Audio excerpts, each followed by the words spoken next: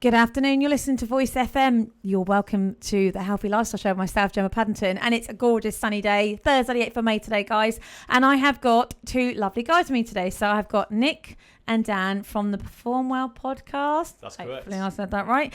So as we go on the show, we're going to be delving a little bit to, why you guys kind of came up with the podcast and talk about a little bit about what driven you to do it. So I'm going to hand you over to Nick first. Nick, tell me a little bit about what you both do. So we'll do Nick first and then I'll hand over to Dan. So I'm a personal trainer. Dan's the same. He'll obviously go into that in a little bit more detail. But we're both online fitness coaches. We co-host the PerformWell Podcast, which initially was actually called You Know What, because we just wanted to speak a lot of you know what. And we actually used to start off with a random fact. And then since we started doing that podcast, we realized that there's a lot of people that need help in the fitness and wellness space. And then we called it PerformWell, hence why performance and wellness combined. And Dan, how did you kind of get involved in it as well? So I've been in fitness now, 5 years. I did a sports and exercise science degree in Portsmouth a little while back, which was a lot of fun and I enjoyed it. But I think as well, when you put the practical element into it, such as personal training, it's a completely different plethora of skills that you build up. And then you just love helping people. You know, it's so rewarding when you turn around to people and you hear about these small, minor issues that become bigger issues over time that then impact their lives so much. You have people turning around saying you've changed their life. You know, when people say that, I think that's just it's a different level of motivation to keep driving and doing the things that you do. So it all got into it from helping small people through lockdown and then building up from PT, doing online coaching. I met Nick at Pure Gym and then I've been stuck with him ever since. You can't get rid of him now. No, then. never. Yeah. So you two are probably quite similar to me. I feel like when I do this show, there's so much wrong information out there, not only for females, because obviously I mainly train more females than men, but it's kind of people don't really know where to start, do they? You hear like Eddie Ebury for one. I mean, don't get me started on that guy. And because he's got such a big followers, people just assume, okay, that must be the right way. So we're kind of up against people like that have such a big influence on people. So how do you kind of cope with breaking through and telling people actually that's completely wrong and this is the right way it should be done? I mean, it's difficult because virality comes from sometimes often being the person that is outside the box, and whether that's a good thing or a bad thing, I mean, you can obviously be the judge, but I think the best way of doing it is trying to create good content that speaks to these problems and doing so in a way that just keeps on like plugging away and getting these people to understand what the actual truth is around it. I think there is a lot of people in this world at the moment, especially obviously us coming up, Gemma, yourself, and the James Smith doing cartels of the world. But I do feel like social media is kind of going down that route of helping people with these issues. And I feel like it's just going to take more of a voice over time. I don't think there's like necessarily a simple answer. Okay, so talking all things fitness, and lots of people fear carbs. Why do you think it is that people are so scared to eat carbs? I tell you what, carbs have had a bad rap for years. Now, I'm 26, so kind of the era of TV that was coming through for me was like stuff like Biggest Loser. And, you know, the resurgence of huge kind of different companies like Weight Watchers, Slimming World, all these different areas that kind of came in and started speaking about carbohydrates from a wrong angle, I want to say, because a lot of the information that we tend to get is just not very well backed by the science. It's a lot of opinion based, it's a lot of emotive. Carbohydrates are one of the most useful energy systems you're ever going to have when it comes to building lean muscle mass, looking after your health, and giving yourself general energy throughout the day. People tend to skip them out because they think that they're going to gain weight really, really quickly through them, but that's just the water retention from it. So people then tend to worry as soon as they put on any kind of water mass that, oh my God, I've gotten fat. But actually, in reality, that's just not true. You have to kind of sit into the dirt a little bit and kind of think, okay, what have I had today that might have caused a little bit of bloating or making me feel this way? And the first thing people go is like, oh, I had some bread. So that's definitely what it is. It's bread. But the thing is, if you start to use those carbohydrates for what they're meant for, which is activity, which is exercise, which is your non-activity, exercise activity, thermogenesis, which is like walking, anything like that is so important, but people just don't use them all the time. So it gets underpinned as a making me fat. It's a fattening thing. And as I said about Slimming World tend to demonize anything that's to do with carbohydrates. So that's created this really horrible perspective for years, when in reality, it's one of the probably easiest ways to help you lose fat over time. And Nick, question for you with carbs as well. So if you were going to go to a client and she's going to go to the gym, what types of carbs would you recommend that client has before training? I mean, if we're talking carbs before training, then you would probably want to look at the fast acting carbohydrates. But to be honest with you, I've always found that as long as you adapt the body and train it with slow releasing carbohydrates, it can be just as effective. I don't think you need to have fast reacting carbs. That being said, I know a lot of clients that I've spoke to, we recommend things like bananas or apple or some kind of fruit, because the fructose goes through the liver, it provides that glycogen quite quickly, and then allows people to then have the energy for a session faster than you would get from, say, potato, bread or pasta. But that being said, obviously we love carbs. Me and Dan are very carb heavy people ourselves, and it helps the muscle bellies feel full and gives us energy on sessions. So definitely do not neglect them. There you go, guys. So make sure you have your carbs before you train. So talking all things fitness and health, drills about protein. You hear it all the time. The one thing that annoys me the most is when you go into the shops and you'll see on the packet, high protein, it's got about 10 grams of protein. And I think we're too easily sold. As soon as someone sees protein, they think, oh, it's good for me. So kind of give the listeners a little bit about why is protein so important and why do we need it every day? So first of all, protein is an essential macronutrient, meaning that if you don't take it, you can die. So you need to make sure you get enough protein. Sorry to be so blunt about that. But protein is the building block macronutrient of the body. So everything you see on the body physically is built from proteins. We're talking hair, eyes, nails, not just muscle mass. So take it from that point of view. You need it for pretty much every function that we have. Not only is that important, but it's also going to help with our metabolism. So if you're trying to lose body fat or build muscle tone, look better, then protein is the macronutrient that's going to help you do that the most. Not only is it going to do that, it's also going to stop you wanting to crave foods because it's going to be satiating. And foods that fill you up and make you feel satiated make you crave less on foods that unfortunately do not do that. So protein is absolutely essential when it comes to whatever your goal is. And to be honest with you, it does taste quite good. When you start getting used to eating it and you start realizing it's not that hard to get in, it's not that scary, it can taste amazing. Absolutely. Okay, as we move on, we are going to talk a little bit about your podcast in a minute. So I want to know a little bit about what you talk about, a little bit of backstory. So stay tuned, guys. So these guys do an amazing podcast as well. So topic-wise, we were just debating in the break there. One of the big things you talk about a lot probably comes up about diets. I mean, God, if you Google diets, there are so many. So give me like a couple of examples what you guys have talked about when it comes to diets on your show. One of the biggest ones that we had that actually got quite a few comments on was about the carnivore diet. Huge in terms of carnivore diet, and it was a really interesting conversation that me and you had, because it was like, what's the best diet? And we did kind of like a diet wars thing, because I think that's what people type in. If you go on Google, one of the biggest search things is what is the best diet, and in reality it's the best diet that suits your lifestyle. That is it fundamentally. But yeah, we spoke on carnivore diet, we spoke on the details of people kind of trying to understand how the carnivore diet can impact their health. Now look, all these diets have certain places, they have certain preparations. Jordan Peterson was on the carnivore diet for years and preached it for years. But again, I think people can get absolved into diet culture and understand that you don't actually always need to be on a diet. Sometimes it's nice just to sit around the calories that you need to maintain your healthy living standards. But a lot of people don't want to do that, because when we say that, people go, oh, I can eat whatever I want. I'm like, not quite the same thing. You still need to understand what you're eating, when you're eating, and kind of the amount you're eating, so then you don't gain back the fat that you've now tried so hard to lose. The thing about diets as well is that most people will say go on carnivore, become a vegan, or do intermittent fasting, and they'll get better results and they'll think this diet really worked for me. But if you go back to the beginning, they've been eating like really horrifically before that, and all they've done is improve their diet in the first place. And what we recommend is, I think the best diet, if we're going to preach it, would probably be the 80-20. If we're looking at a diet that is sustainable, 80% of the time you eat pretty damn good if you can, and then 20% of the time enjoy yourself. Go out and have some pints with your mates, go have some food with your loved one, go have a takeaway on the weekends, and just, be sustainable. Absolutely, same as what I always preach. So I would say, what's the most interesting topic you guys have debated on your podcast? Most interesting topic.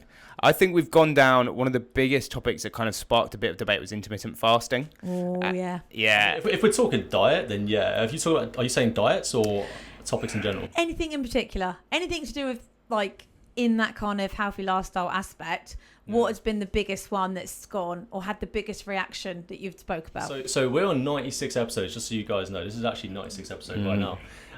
So it's the first time in my life I've actually struggling to think of the most interesting, because we have such interesting guests all the time. Simon Squibb was interesting in his own way, but Dodge Woodall. Yeah, we had Dodge Woodall. Dodge Woodall was a very interesting guy. But that's an interesting topic. I'm not sure. But yeah, I'd probably go back to the fasting debate because that comes up a lot. And I think between us, there's always going to be any coaches who work in a partnership. We have things that we agree on and have different kind of views on and that's not necessarily disagreeing, but we have different ways of articulating it. And when we get a guest on who's really passionate about something, then it can... That's not heated. Heated wouldn't be the word. Wait, I'm the most boring person when it comes to diets because I literally always says it depends. It depends on the person. Like, it's always contextually dependent on whoever's going through it. Like, one thing I learned from uni, like my tutor was always screaming at me saying was, it depends. I'd ask him a question, it's like, it depends. And it's like now stuck with me to the point where I am now saying that to everyone. It depends, Dan. It depends. Can I go on Carnival? Is it good for me? It depends. It depends. Are you struggling with your diet currently? Maybe you should try this first. You don't want to try that, you tried that, you don't like that, fair enough. Try Carnival then, go for it. Give it a go. You'll realise how rubbish it is and you'll come back to an 80-20 lifestyle. That's the thing though, you're right, because if you look at the fasting thing, when you look at male and female, actually they don't do too bad. But when you look at the female, especially like when you're going through perimenopause and menopause, we have terrible effects from fasting. It actually sends our stress hormones up. It makes you pre-diabetic. And you're like, how can people, I mean, I know we're completely different sex. So that's what's really important, isn't it? When someone's like, oh, have you tried this diet? Because you're so unique. What your friend does doesn't mean it's going to work for you. No. So yeah, you definitely have to be... I've heard about that, about females have difficulty with intermittent fasting on average, which is very interesting because my experience with intermittent fasting, I actually found it was useful, especially with craving control. But then when I tried putting females that I was training on it, it didn't go that way. They found themselves like craving a lot more than usual. They were really struggling to hold it, and so something I really just haven't recommended. Well, you guys, like if you look at the scientific evidence, you guys thrive on it. Like you have better memory skills, your body gets better at clearing out your cells, your insulin resistance amazing, you become a bit more sensitive. When we look at females, obviously it spikes our cortisone, we end up having less muscle mass, it affects just everything in the body as a female. So when you see people like telling perimenopausal females, oh, you need to fast, actually we have oxidative stress goes up as well. So it's just not beneficial for a female, especially a female that's trying to build muscle. If you've got a female that is obviously sedimentary, then it's a little bit different. But as advice when you're aging, main goal here is to build as much muscle. Unless she's fasting, then she's going to be losing that muscle. So it's generally not recommended. But again, for a man, different ball game. So it's crazy, isn't it? That's the mad thing as well, because when you are trying to build muscle, you want to get as much food in as possible, and people struggle with eating as it is. Like, people don't eat enough. Genuinely, that is a problem that we have right now. So the fact you take a whole meal away and a whole opportunity to have food, and then they'll graze on things that aren't going to be very useful towards the nutrition targets, we then get very, very muddled with everything that's going on. And like, I think people speak too generally of these diets rather than going, oh, you know what? This is probably a diet that might work for some people, but won't work for others. And then it becomes a staple of someone's personality. Everything becomes blown out of proportion because emotions. And then we get back to the root of it and be like, oh, well, I didn't actually make any progress in the end. So it can all come back full cycle on diets like that. And that is true. Like, so I did bodybuilding 10 years ago. And I think even Gemma said you did 6 years ago, wasn't it? Bodybuilding show, which is awesome, by the way.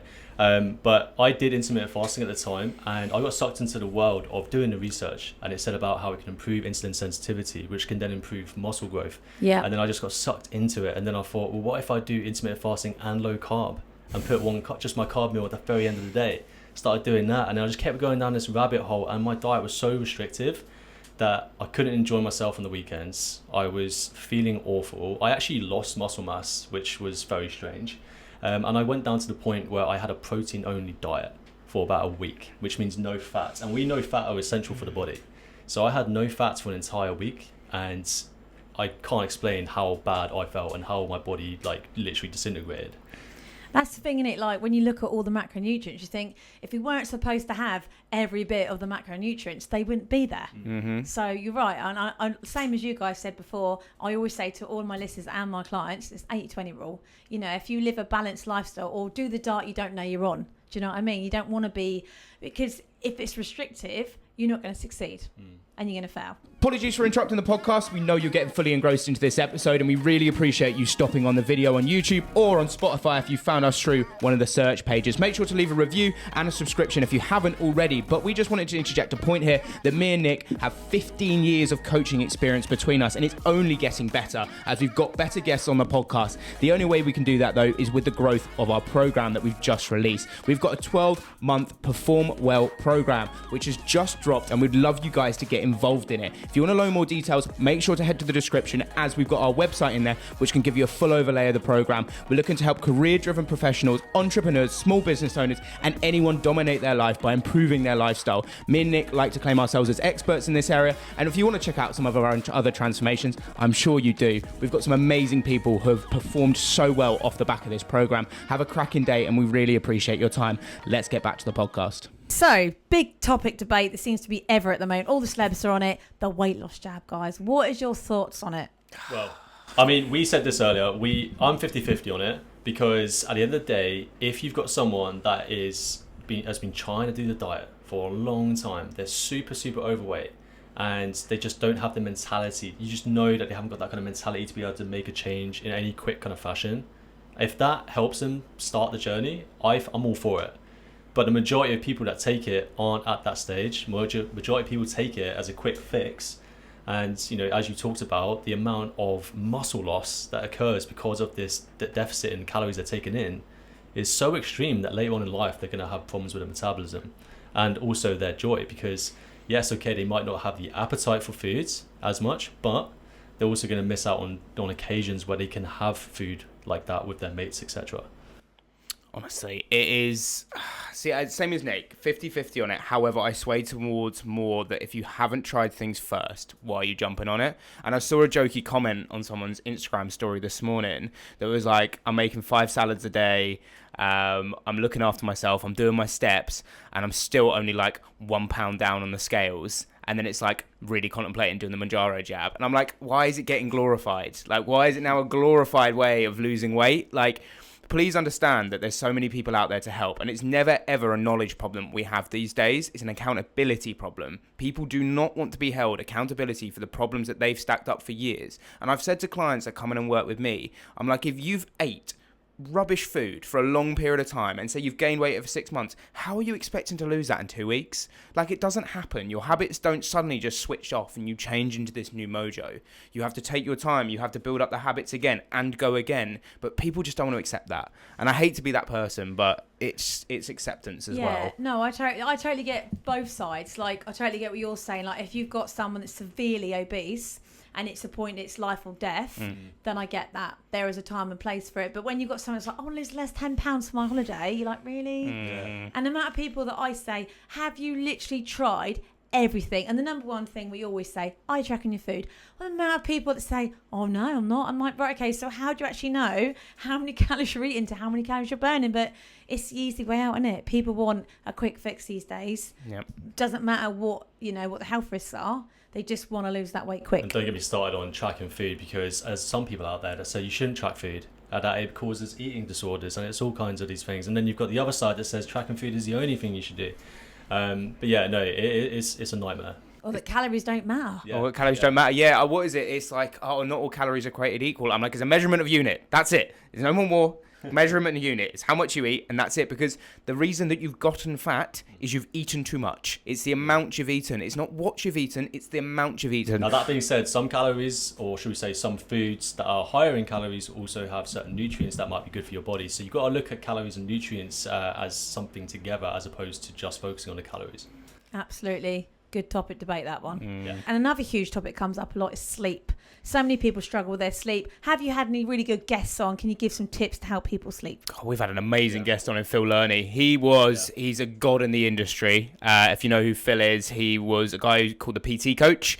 He worked with people all over the country trying to develop coaches. He built one of the manuals on how to become a really good personal trainer, looking at that in person before we've gone online now. And Phil has started investigating our chronotypes and different types of chronotype, like lark and owls, for example. You know, people who wake up early and early birds, larks. People who like their late evenings, owls. And there are actually these chronotypes that exist.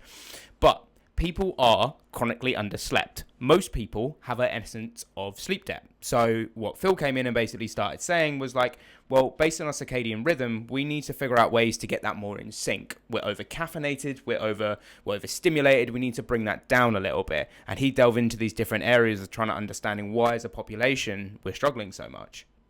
So yeah, no, Phil learning was great. So I'm just mesmerised by what you're saying. Yeah, no. So what is it? So the idea is 7 to 9 hours of sleep is what we're recommended to get. There are some people outside those norms. Some people can go for 5 hours a night, but they're very, very rare. And some need more. The idea is that, you know, being, as you just said, being really underslept is a massive problem, and people don't even realise that they have the problem in the first place. I think it's normalised that people wake up in the morning and they feel like crap. And because everyone else around them feels like crap, they think it's normal. And it isn't normal. Like, these are not things that you should be feeling. You should be waking up feeling energized, pretty fresh for the day. Yes, okay, you're not going to feel 100% fresh in the morning, but most people wake up, get the coffee straight on, their eyes have barely opened, and they just depend on caffeine to get them through that first hour.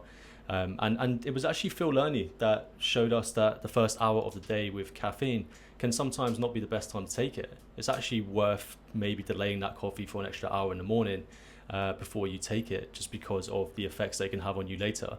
But yeah, having too much caffeine. I mean, recently I did a caffeine challenge. We've been both doing a challenge, in fact. And he went vegan, which was interesting. So I didn't have any caffeine for an entire month, and it shocked me how good my sleep got when I stopped taking it. And the first 3 days were awful, so no one listening to this has to stop caffeine.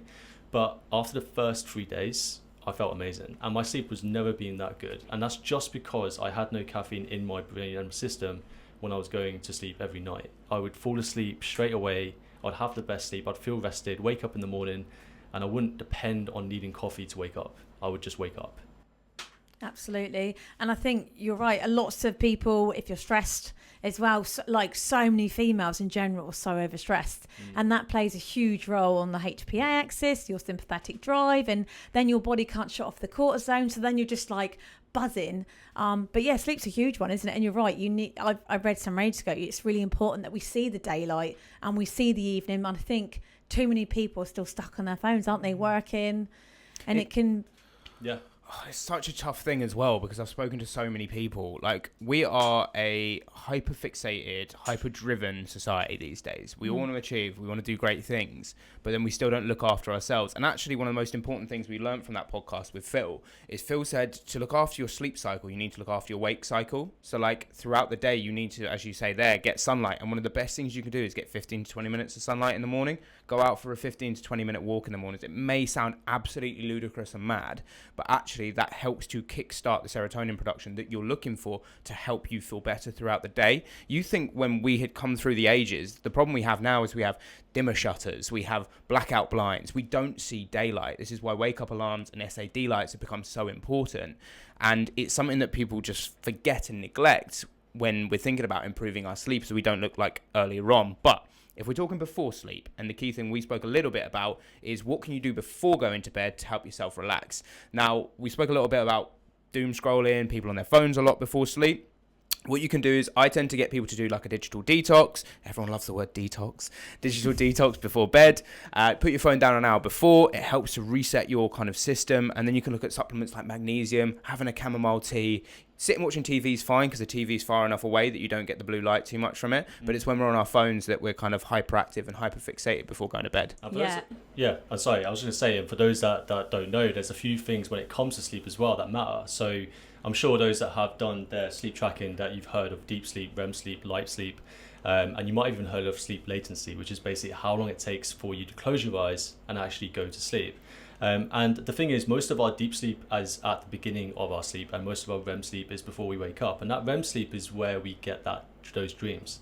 So REM stands for rapid eye movement, which basically is we wake up having our dreams in our head just before we've woken up. The REM sleep is the most active. And one thing interesting about this is that you can see which is low, and this can also show potential deficiencies in your diet or something that's going on in your life. And magnesium is something that can massively improve that first part, that deep sleep. The deep sleep is the part that physically restores us and the REM sleep is what restores our mental acuity for the day ahead. So it is interesting if you wake up in the morning and you feel potentially a bit more achy than usual, or your brain's a bit more foggy, to work out what might be the issue, or you can use a sleep tracker to figure that out. Absolutely, guys. And also, as we all know, if you don't sleep, you crave more rubbish. So it's important, get your 8 hours of sleep, guys. As usual, guys, the hour just flies past. So, guys, if they want more information or they want to speak to you about anything we've spoken on the show, if you can both kind of drop your Instagram page, that'd be great. Sure. So PerformWell Podcast, first of all, is our podcast. Coaching Lab is our company. And then my personal one is Get Fit by Nick. And mine is at Coach Dan King. Nearly butchered that. How did I do that? Coach Dan King. But you can find me also on stuff like TikTok and YouTube as well. I managed to get the Coach King handle finally on YouTube. So Fab. And as usual, guys, remember you can go on to Voice FM and listen to this later on if you've missed anything and you want to hear it back again. So I'll be back next week. I've got another fabulous guest coming on the show, so make sure you're there.